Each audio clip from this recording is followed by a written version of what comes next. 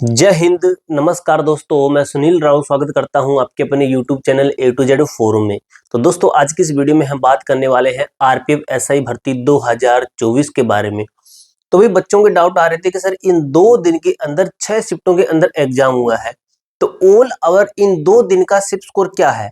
ये एक एक्सपेक्टेड है, एक आइडिया है कि जो 2 दिन के अंदर इन 6 शिफ्टों के अंदर बैठा है या फिर आने वाले दिनों के अंदर जो बैठने वाला है, तो उनको अभी क्या टारगेट लेना है और जिनका अभी हो गया है तो उनका कैसा गया है, यानी कि ये आइडिया आपको लगेगा। दोस्तों, लिखा है कि 2 दिसंबर फर्स्ट सेकंड थर्ड शिफ्ट है, फर्स्ट सेकंड थर्ड शिफ्ट है 3 दिसंबर की। तो इनसे सबसे ज्यादा हार्ड भी कौन सी रह सकती है, ये भी एक एक्सपेक्टेड हो सकता है कि सबसे ज्यादा जो हार्ड शिफ्ट होती है उसको नॉर्मलाइजेशन बेनिफिट भी तो होता है ना, कि जो एसएससी है, चाहे वो रेलवे है, चाहे बैंकिंग है, ये सभी शिफ्टों को इक्वल करने के लिए आपकी जो नॉर्मलाइजेशन है इसका सहारा लेते हैं। तो नॉर्मलाइजेशन होगी, कितनी मिल सकती है, तो दोस्तों मैंने ऑलरेडी आपको बता रखा है एक वीडियो के माध्यम से कि 2018-19 की जो भर्ती थी उसके अंदर नॉर्मलाइजेशन कितनी मिली थी। काफी ऐसे भी मैंने दिखाए हैं प्रूफ जिनके अंदर पॉइंट के अंदर समथिंग नॉर्मलाइजेशन मिली है, 0.3 कह सकते हो, इस तरीके से मिली है। काफी ऐसे भी हैं जिनको 15 तक मिली है, काफी ऐसे हैं जिनको 12 तक मिली है। तो ये पिछली भर्ती का है, यानी कि एक ये हो गया कि नॉर्मलाइजेशन हमारी 15 तक भी जा सकती है इस भर्ती के अंदर। तो सबसे हार्ड शिफ्ट होगी ना, उसको सबसे ज्यादा बेनिफिट होने वाला है। ये एक होता है कि जो सबसे हार्ड शिफ्ट होगी उसके अंदर एवरेज अटेम्प्ट कम होगा। अब दोस्तों, इनमें सबसे हार्ड शिफ्ट कौन सी हो सकती है, उससे पहले भी अगर मैं 2 दिसंबर और 3 दिसंबर को देखूं कि जब मैंने इनका रिव्यू किया था, मैंने रिव्यू डाला नहीं था चैनल के ऊपर, लेकिन बात हुई थी लड़कों से, काफी लड़कों से बात हुई थी, इंस्टाग्राम पे है, टेलीग्राम पे है, तो उनसे बात हुई, तो जो एनालिसिस बन सकता था वो आपके साथ मैंने शेयर किया था। तो उसके आधार पे क्या बना कि जो फर्स्ट दिन पे एग्जाम होता है ना, तो बच्चे डायरेक्ट बैठते हैं एग्जाम के अंदर। जो सेकंड शिफ्ट वाले हैं तो इनको फर्स्ट शिफ्ट का जो एनालिसिस वो कहीं ना कहीं से मिल जाता है, मिल ही जाता है। जैसे मैंने बता दिया था कि जीके के अंदर आपको जैसे पॉलिटिकल साइंस से इतने क्वेश्चन आ रहे हैं भाई, जैसे मैंने बता दिया था कि आपको करंट अफेयर के इतने क्वेश्चन आ रहे हैं, किस टाइम के बीच का करंट अफेयर आ रहा है, तो इस तरीके से एक आइडिया लग ही जाता है बाद वाली शिफ्टों को। तो कहीं ना कहीं फर्स्ट शिफ्ट हो सकती है कि ये हार्ड हो आपकी 2 दिसंबर की, एक एक्सपेक्टेड अभी फर्स्ट और सेकंड को हम मान सकते हैं कि हार्ड हो। अब आने वाला दिन है जिस दिन एग्जाम होगा, उसके अंदर पता चलेगा कि जो लेवल है उसको अप करते हैं या फिर इसके इक्वल ही रखते हैं। क्योंकि कुछ भी हो सकता है भाई, आपका लेवल हाई भी कर सकते हैं और लो भी कर सकते हैं, तो वो बात की बातें हैं। तो अब दोस्तों, जब मैंने 2 दिसंबर का देखा तो इसका ऑल ओवर तीनों शिफ्टों को मैं मिला के बताऊंगा भाई आपको, तीनों शिफ्टों का। तो इसके अंदर एवरेज अटेम्प्ट कितना था, एवरेज अटेम्प्ट एवरेज अटेम्प्ट कितना निकला था। तो भाई इनका काफी लड़कों का ज्यादा भी था, काफी कम था, तो मैंने सभी का इक्वल करके एवरेज निकाला है। तो भाई 2 दिसंबर में सभी को अगर इक्वल किया तो इनका निकला था 94 तक, यानी कि 94 तक बच्चे अटेम्प्ट कर पा रहे थे।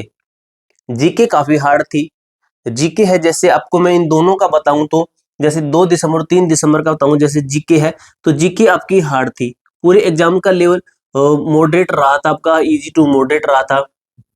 हम यहाँ पे लिख देते हैं कि जो पूरा आपका एग्जाम का लेवल रहा है आपका इजी टू मॉडरेट रहा है। जैसे हम बात करें कि मैथ कैसी रही है, तो मैथ आपकी इजी रही है, इजी रही है। अगर रीजनिंग की बात करें तो रीजनिंग कैसी रही है, तो रीजनिंग आपकी वैसे कहें तो टाइम टेकिंग होते हुए रीजनिंग, काफी ऐसे क्वेश्चन होते हैं जो कि लेंथी होते हैं, डायरेक्शन वाले होते हैं, कि वो उनके बीच में बैठा ऐसे वैसे बैठा है। तो वो क्वेश्चन अगर सही से आपने प्रैक्टिस सेट लगाए तो वो आपको इजी लगेगी। जिसने अच्छे से प्रैक्टिस सेट नहीं लगे तो उसको हार्ड ही लगेगी। तो इसको बच्चे कह रहे थे कि टाइम टेकिंग है, टाइम टेकिंग हम ये कह सकते हैं कि इजी टू मॉडरेट कह सकते हैं, यानी कि ये हार्ड हुआ, ये आपका इजी हुआ, ये आपका इजी टू मॉडरेट। तो all over easy to moderate आपके एग्जाम का लेवल था। जीके भाई काफी हार्ड है। अगर जीके के अंदर आप 30 तक कर पाते हो, 30 तक क्वेश्चन अगर कर देते हो, आपको लगता है कि मेरे सही है, कि 25 तक, कि 25 क्वेश्चन आपको लगता है कि ये 25 मुझे आते थे और मैंने सही किए हैं, तो वेल एंड डन दोस्तों, आपके सिलेक्शन के बिल्कुल चांसेस हैं। जीके का कह रहा हूं मैं, बाकी के अंदर भी करना पड़ेगा, ये नहीं कि बाकी के अंदर 5-5 7-7 सही है तो नहीं होगा। तो जीके का मैं आपको बता रहा हूँ कि जीके के अंदर इतना कर देते हो, इसका मतलब जीके की तैयारी आपकी परफेक्ट थी। क्योंकि अभी जो लेवल आ रहा ना इसके अंदर भाई, 30 प्लस तो जाना बड़ा मुश्किल हो गया है, 30 प्लस से जाना बड़ा मुश्किल है। अभी इनका अटेम्प्ट है, ये अटेम्प्ट दोस्तों 108 तक भी है काफी लड़कों के, 105 तक भी है, तो काफी ये वाले भी मिले, 119 वाले भी, 120 में से 120 से लगाने वाले भी है। लेकिन इनका डाटा नेगलेक्ट किया गया है भाई, क्योंकि भाई ये तुक्के लगाने वाले होते हैं, ये बैठते हैं कि तुक्के लगा के आएंगे, जो होगा देखा जाएगा। तो ये वो होते हैं, इनका डाटा नेगलेक्ट करते हैं। ऑल ओवर आप ये मानिए जो पढ़ने वाले बच्चे हैं वो इसके ऊपर फोकस कीजिए कि 94 हमारा है। उसके बाद में हमने एवरेज सेव स्कोर निकाला, सेव स्कोर। तो दोस्तों ये आपका विदाउट 1/3 नेगेटिव के है कि बच्चे निकलते हैं उनको लगता है कि इतने मैंने किए हैं, तो वो पूछा, अगर उनसे पूछा कि इसमें से कितने सही हो जाएगा, तो वो वही ऑटोमेटिक इसमें से 10 कम करके बता रहे कि 84 होंगे। काफी ऐसे बता रहे कि मेरे 5 गलत होंगे, तो लगभग 88-89 के समथिंग सही हो जाएंगे। तो भाई ऑल ओवर मैंने एवरेज निकाला 2 दिसंबर का, तो वो निकला आपका 83, यानी कि 83 के समथिंग आपके सही हैं। तो भाई वेल एंड डन, आप फिजिकल की तैयारी कीजिए, फिजिकल काफी हार्ड होता है इसका। अब बात कर लेते हैं 3 दिसंबर की, कि 3 दिसंबर के अंदर भी हमारा जो एवरेज अटेम्प्ट वो कितना रहा है, एवरेज एवरेज अटेम्प्ट कितना रहा है, तो ये रहा था दोस्तों आपका 90, यानी कि कम हो गया भाई, 94 से 90 आ गया।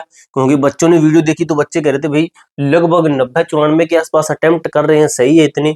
तो फिर बच्चों ने कम कर दिया कि तुक्के नहीं लगाने हैं, फिर बच्चों ने तुक्का लगाना कम कर दिया। फिर इसका हम एवरेज सेफ स्कोर देखते हैं, एवरेज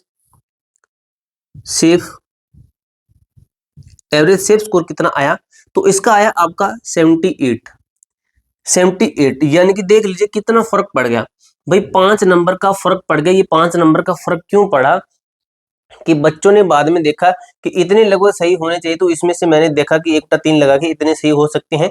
तो बच्चे ऑलरेडी कम अटेम्प्ट कर पा रहे थे।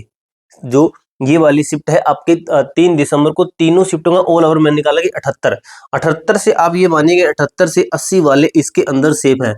तो ऑल ओवर दोस्तों इन दो दिन का अगर देखें कि लेवल क्या रहा है, तो लेवल के अनुसार चलें तो आपका जो सेफ स्कोर कहें फिजिकल के लिए, कि फिजिकल के लिए क्या पता इतने पे नाम आ जाए, तो हमने एक एक्सपेक्टेड अभी एग्जाम के बाद में आपको बता दूंगा कि सेफ स्कोर कितने पे आपको फिजिकल की तैयारी शुरू करनी चाहिए। अभी 80-85 तक है ना, वो अभी सेफ समझ सकते हो अपने आप को। बाकी आपको 13 दिसंबर के एंड तक पता चल जाएगा कि क्या सिस्टम है। पूरी जानकारी दोस्तों आपको मैंने दी है, और इसके साथ ही जो फर्स्ट ये हार्ड शिफ्ट का मैंने बता दिया, नॉर्मलाइजेशन बता दिया कि 15 से 10 तक भी जा सकती है, 8 से 15 तक मानिए कि इतनी नॉर्मलाइजेशन जा सकती है। अब इसके अलावा आपका कोई भी डाउट, कोई भी क्वेरी रहती है, कमेंट बॉक्स में पूछ सकते हो। तो मिलते हैं दोस्तों नेक्स्ट वीडियो के अंदर, तब तक के लिए जय हिंद, जय भारत।